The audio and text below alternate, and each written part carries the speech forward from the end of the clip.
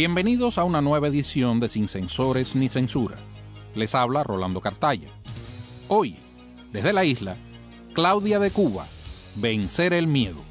Además de Buena Tinta hoy con Jorge Jauregui y letra de imprenta a cargo de Pedro Corso.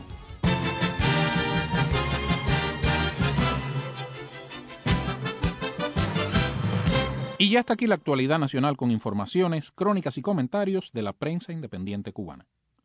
Cuando vi por primera vez su identificación de usuario de correo electrónico, me sonó un poco farandulera, Claudia de Cuba.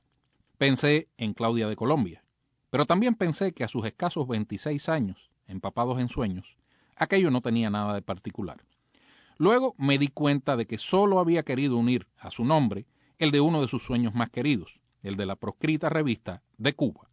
Contra toda esperanza, ella y sus compañeros la hicieron realidad 2 veces, y cuando a sus compañeros y a su esposo se los llevaron presos, ella hizo que el sueño continuara, publicando casi sola el 3er número. El miércoles, 2 oficiales de seguridad andaban tras el rastro de Claudia Márquez Linares. La providencia quiso que el colega José Luis Ramos hablara con Claudia mientras los 2 sabuesos estaban a la puerta. ¿Se fueron, Claudia? No, ellos están ahí, olvídate. ¿Y ellos te están viendo hablando por teléfono, no? No, porque la puerta está abierta, pero ellos están un poquito hacia un lado. No me están viendo. Ya. Pero por el espejo, si se asoman por la ventana, sí me ven completamente. Claudia, algo que quieras decir, estoy listo. Algo que quieras decir, porque es un momento difícil y además puede ser algo bien complicado y controversial. Incluso puedes terminar como tu marido, por ejemplo. ¿Cómo te sientes? Sí, en estos momentos me siento acosada por la seguridad del Estado cubano. En la puerta de la casa están parados 2 oficiales que dicen llamarse Marcos y Manuel y me quieren llevar. Yo le dije que por favor que me mostraran una orden de arresto y dicen que no, que estudiara las leyes cubanas, que ellos no necesitaban una orden de arresto para llevarme. Entonces, que lo que estoy haciendo es desacato y que me pueden condenar. En estos momentos estamos en esa disputa y entonces parece que van a ir a buscar a la policía para llevarme. Dicen que ellos son la autoridad y que tengo que acompañarlos. Esto es una manera de represión y de amenaza por parte de la seguridad del Estado cubano y denuncia al mundo de esta situación y sobre todo que no sé si pueda regresar a mi casa y estar con mi hijo. Esta joven periodista independiente no es por naturaleza una persona temeraria. Por el contrario, conoció desde muy joven el miedo que plantan en la conciencia humana los estados totalitarios. El terror se le infiltró en el cuerpo cuando se llevaron a la cárcel a su ser más querido. Firma la crónica Tania Díaz Castro de la Cooperativa de Periodistas Independientes. Su tiempo no huele a cedros, por Tania Díaz Castro. Para escribir sobre la opositora pacífica y periodista independiente Claudia Márquez Linares, no hay que acudir a la imaginación. Su tiempo, los 26 años que ha vivido, no huele a cedros, tampoco a agua de lavanda. Su infancia está preñada de dolores, sobre todo cuando su mamá, joven y bonita, fue condenada a 4 años de cárcel por el supuesto delito de tenencia de divisas, delito que desapareció en 1993. Durante 4 años, la niña Claudia visitó la prisión Manto Negro en La Habana, donde se enfrentaba a una mujer nerviosa, angustiada, pálida, repitiéndole que ella no era una delincuente, en su afán porque su hija no dejara de respetarla y admirarla como madre. Claudia no tuvo Navidad, tampoco Reyes Magos.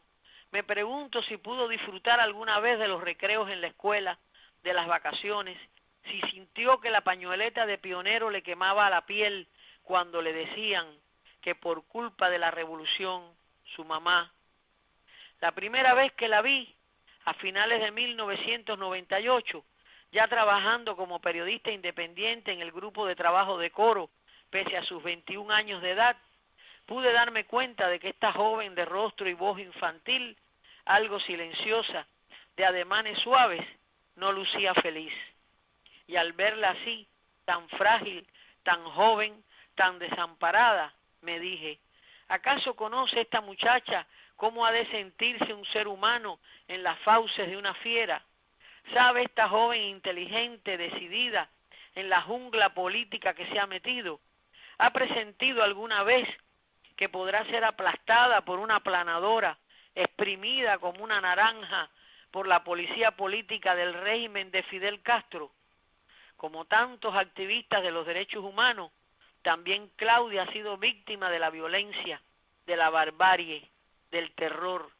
Ha creído que le pueden arrebatar a su hijo Cristian, de 6 años, como le arrebataron a su esposo una tarde de marzo, después que lo registraron todo en su casa y ocuparon libros, revistas, computadoras, radio, y amenazaban para humillarla, aturdirla, desconcertarla. Vio cómo se llevaban a su joven esposo, presidente del Partido Liberal Democrático de Cuba, y no le pasó por la mente que la ausencia sería por 18 años de prisión. Claudia lee mucho. Es una chica que no pierde fácilmente los estribos.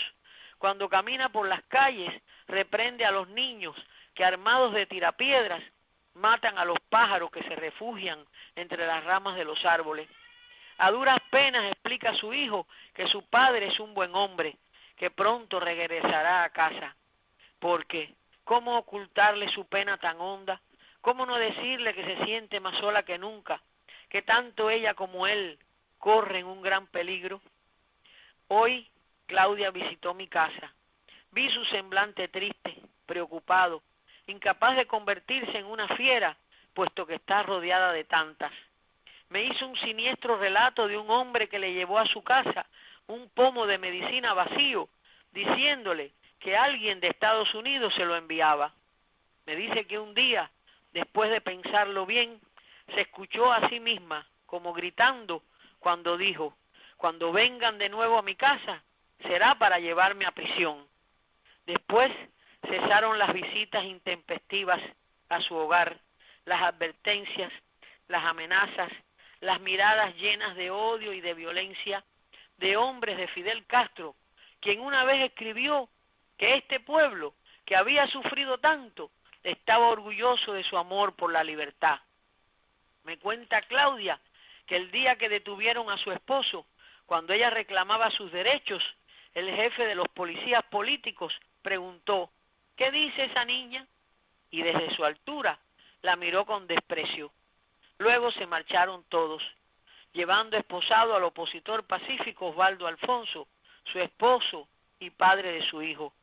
Cuando pasen los años, estoy segura, mirará a su pasado con verdadero terror, porque su tiempo, como el de tantos cubanos, no huele a cedros. Fue una crónica desde La Habana de Tania Díaz Castro, Cooperativa de Periodistas Independientes. El miedo en realidad nunca ha abandonado a Claudia Márquez. Estuvo allí para atenazarla después que su esposo Osvaldo Alfonso, sus colegas de la revista de Cuba Ricardo González, Raúl Rivero y Omar Rodríguez Saludes y otros 71 opositores y periodistas fueron detenidos y encarcelados en procesos sumarios. Por un tiempo, Claudia también quedó sin habla. Al principio hubo como un repliegue, pero en este momento mucha gente ha vuelto a escribir. Sí, es muy normal que en un principio, los primeros meses, es un sentimiento humano de que muchos tuvimos miedo, porque yo me incluyo también, yo soy un ser humano, y sí, es normal que en un principio muchos dejaron de escribir, otros dijeron que no escribirían más, pero afortunadamente ha florecido de nuevo lo que es la prensa independiente, la gente sigue mandando noticias, se siguen publicando artículos.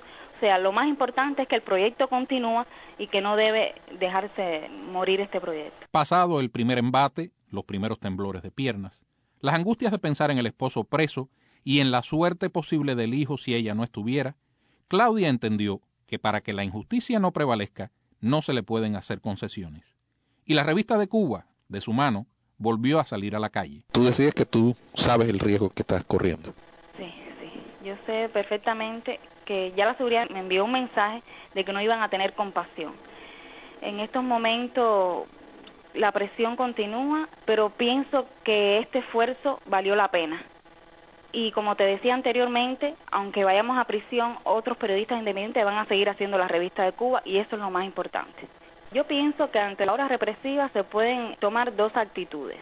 Una es o meterte debajo de la cama y no hacer absolutamente más nada, porque tú dices, no, la seguridad acabó con todo, y otra es seguir ejerciendo tu profesión.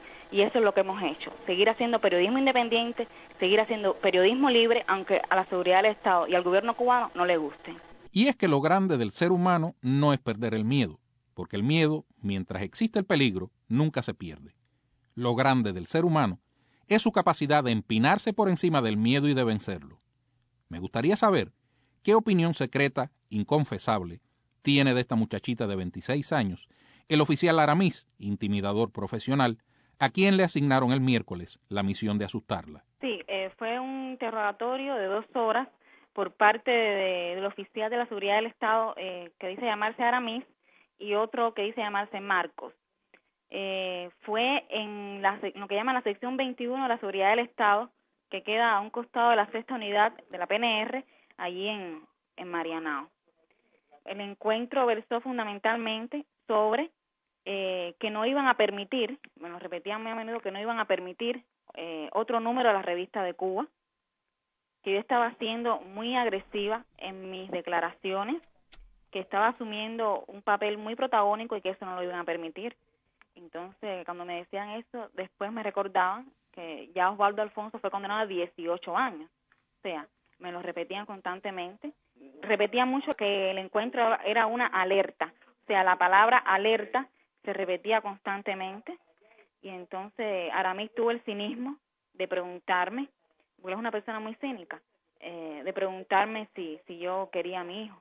O sea, ellos piensan que porque yo ejerzo el periodismo libre yo no quiero a mi hijo, y es prácticamente, mi hijo es lo más importante en mi vida, porque solamente tiene 6 años, y que yo estaba violando la ley, yo estaba violando la ley 88, y yo le dije que sí, que yo estaba consciente de eso, pero estaba consciente de la que estaba violando porque creo, le dije, ¿no?, que la ley 88 es una ley ilegítima, que atenta contra la libertad de expresión, y pienso que como periodista es mi responsabilidad seguir trabajando, seguir ejerciendo el periodismo libre en Cuba y continuar con mi trabajo, a pesar de que existe esta ley, que ojalá en una futura Cuba democrática no la tengamos, por supuesto, porque es una ley que atenta contra el derecho natural. Esta joven, a quienes los policías políticos llaman la niña, se ha ganado con su integridad y el valor demostrado bajo una presión brutal el apelativo que usó como identificación de su correo electrónico: Claudia, la de Cuba. Señores represores, tengo para ustedes un consejo. Si no quieren que se convierta en la Aung San Suu Kyi cubana, dejen a esa niña tranquila. Firma el comentario Juan González Febles, de la Cooperativa de Periodistas Independientes. Claudia, la de Cuba. El tercer número de la revista de Cuba circula por la ciudad. Regresa de esta forma a su destino natural en el territorio insular cubano. Contra todo pronóstico razonable, Claudia Márquez Linares, vicepresidenta de la Sociedad Márquez Sterling y un grupo de estrechos colaboradores, hizo posible esta tercera entrega en un momento represivo difícil y bajo condiciones realmente excepcionales. Editada por la Sociedad de Periodistas Manuel Márquez Sterling, la revista de Cuba está dedicada en esta tercera entrega a todos los opositores y periodistas independientes encarcelados durante, antes y después de la Primavera Negra de marzo de 2003. Para muchos, esta última tirada, 200 ejemplares, de la revista de Cuba tiene varias lecturas. Una de ellas se refiere a la humillante derrota sufrida por el régimen en el espacio nacional e internacional.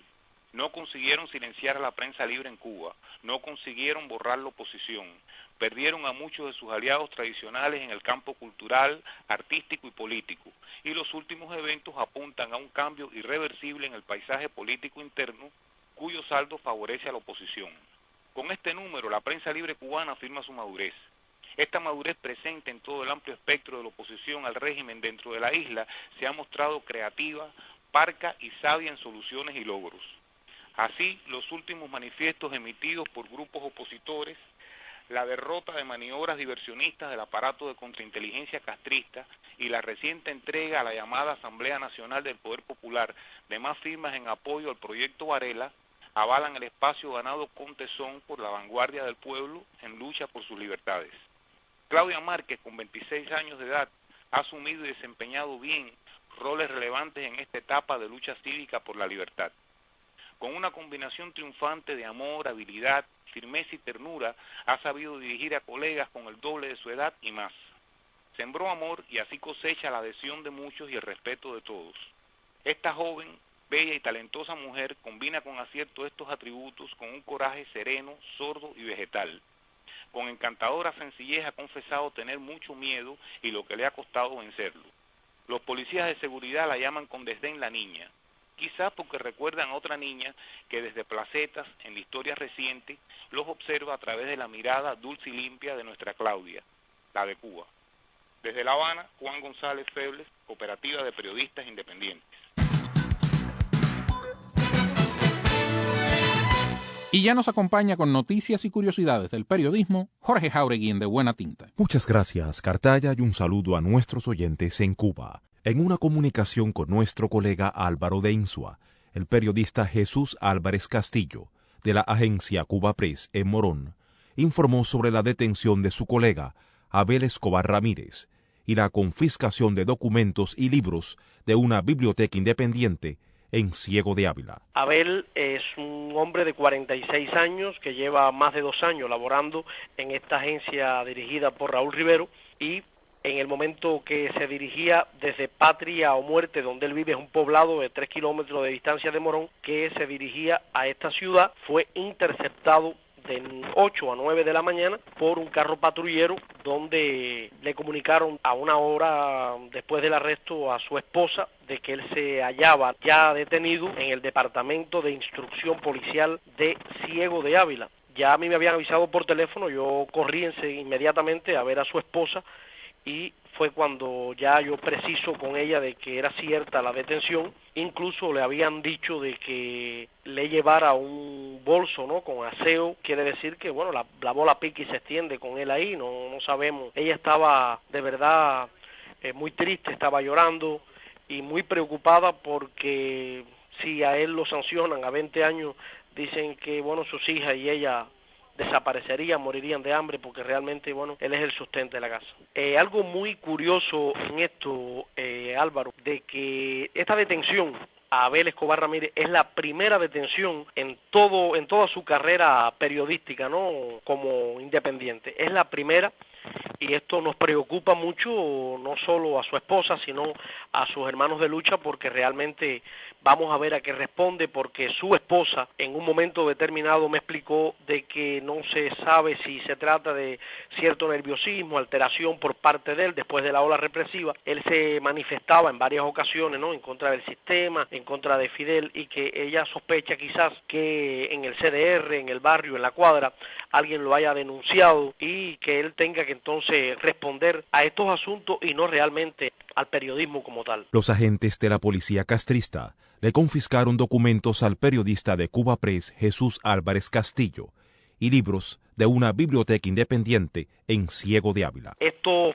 dos personajes llegaron primeramente a la avenida de Tarafa 97, entre calle 8 y calle Patria, aquí en Morón, donde yo estoy viviendo hace 7 meses, y me solicitaron que le entregara toda la literatura que yo tenía en la vivienda, y como estaban a la visibilidad de todo el mundo desde que uno entra a la casa, pues comenzaron a revisarla y me dejaron algunos libros que eran míos, que no tenían nada que ver con las entregas que se me han hecho en la sección de intereses y otros que he recibido, y se los llevaron, pero simultáneo en la casa de mi hermana, donde yo tenía una biblioteca que era donde estaba la gran cantidad de literatura. Todas se las llevaron también. Pues agradecidos a Jorge Jáuregui, y hasta el próximo De Buena Tinta.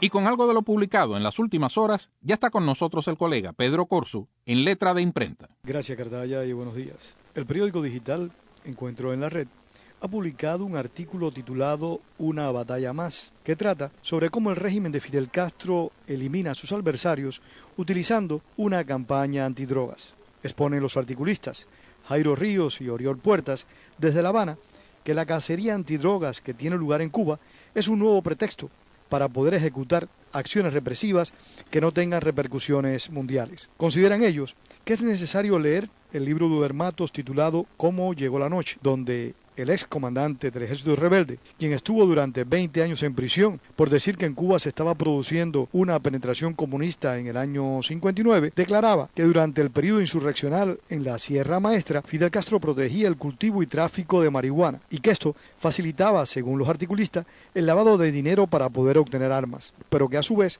confirmaba que en el país se iba a establecer una doble moral, donde algunas cosas se condenaban, pero se realizaban en la oscuridad. Consideran los articulistas que en este momento el gobierno de la isla está inmerso en una feroz campaña contra la expansión del mercado de drogas dentro de la isla, pero que esta campaña le sirve para eliminar de camino a cualquier persona non grata, algún joven descarriado o a una persona incómoda que se niega a entrar por el aro de una legalidad tan manipulada como manipuladora. Pone como ejemplo el caso de un músico habanero de nombre Gorky Ayla, quien fue arrestado después de un festival de rock en Pinar del Río. Este joven, según quienes escriben, decía demasiadas verdades en sus canciones y que por lo tanto era preciso callarlo de una vez por todas. Y destacando la política de discriminación existente en la isla, los articulistas destacan que en el país lo mismo va a prisión el que trafica como el que consume y que si es necesario un tratamiento de desintoxicación, este no será aplicado en las clínicas como La Pradera en La Habana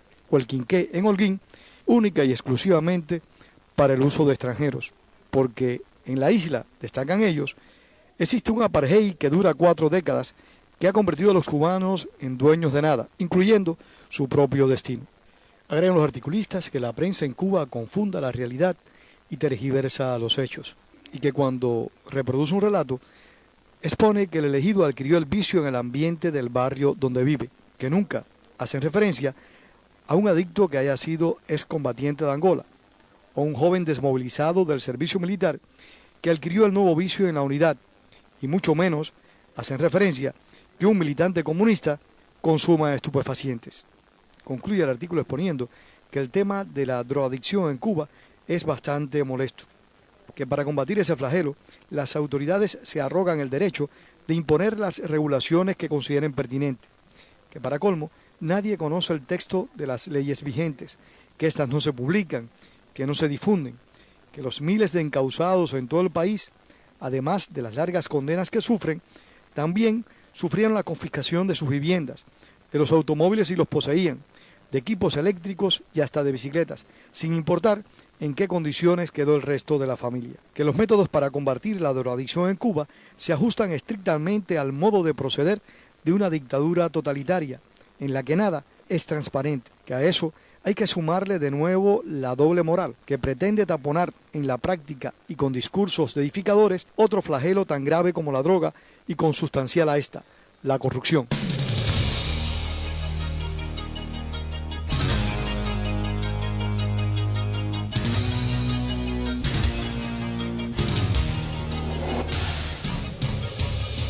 Y así hemos llegado al final de Sin Censores ni Censura. Presentamos trabajos de Tania Díaz Castro y Juan González Feblis. Incluimos fragmentos de entrevistas a Claudia Márquez Linares. Colaboración especial de Pedro Corzo y Jorge Jauregui. Estuvo en los controles Miguel Vázquez. La producción fue de Ofelia Oviedo y coordinó el programa para ustedes Rolando Cartaya.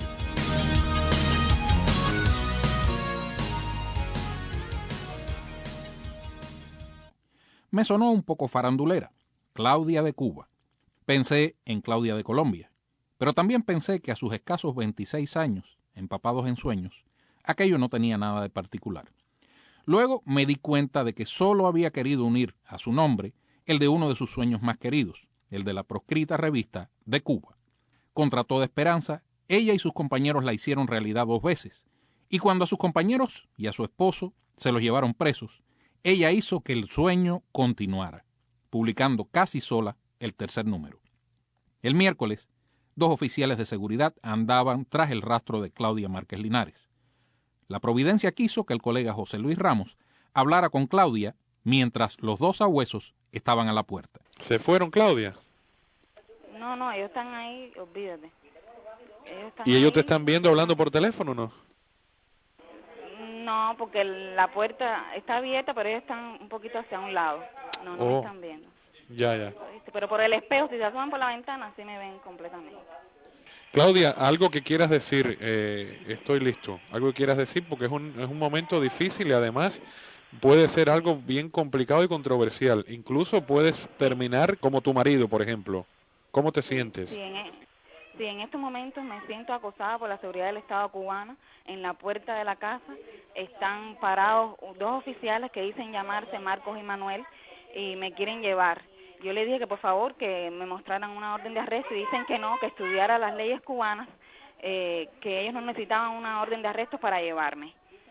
Entonces, que lo que estoy haciendo es desacato y que me pueden condenar. En estos momentos estamos en esa disputa y entonces parece que van a ir a buscar a la policía para llevarme.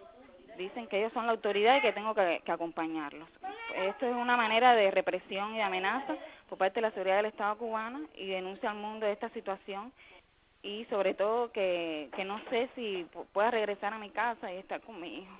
Esta joven periodista independiente no es por naturaleza una persona temeraria. Por el contrario, conoció desde muy joven el miedo que plantan en la conciencia humana los estados totalitarios. El terror se le infiltró en el cuerpo cuando se llevaron a la cárcel a su ser más querido.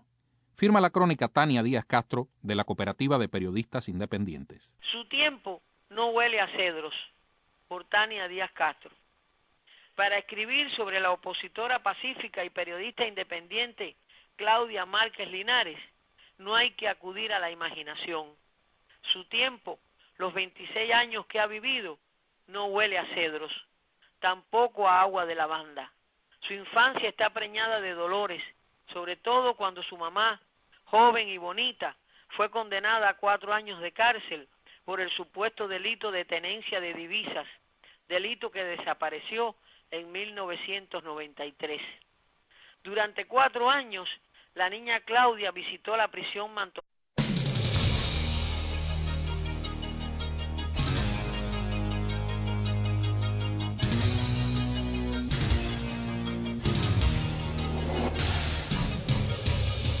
Bienvenidos a una nueva edición de Sin Censores ni Censura. Les habla Rolando Cartaya. Hoy, desde la isla, Claudia de Cuba, Vencer el miedo. Además de Buena Tinta hoy con Jorge Jauregui y letra de imprenta a cargo de Pedro Corso.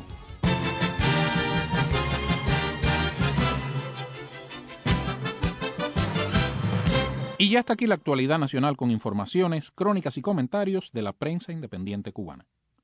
Cuando vi por primera vez su identificación de usuario de correo electrónico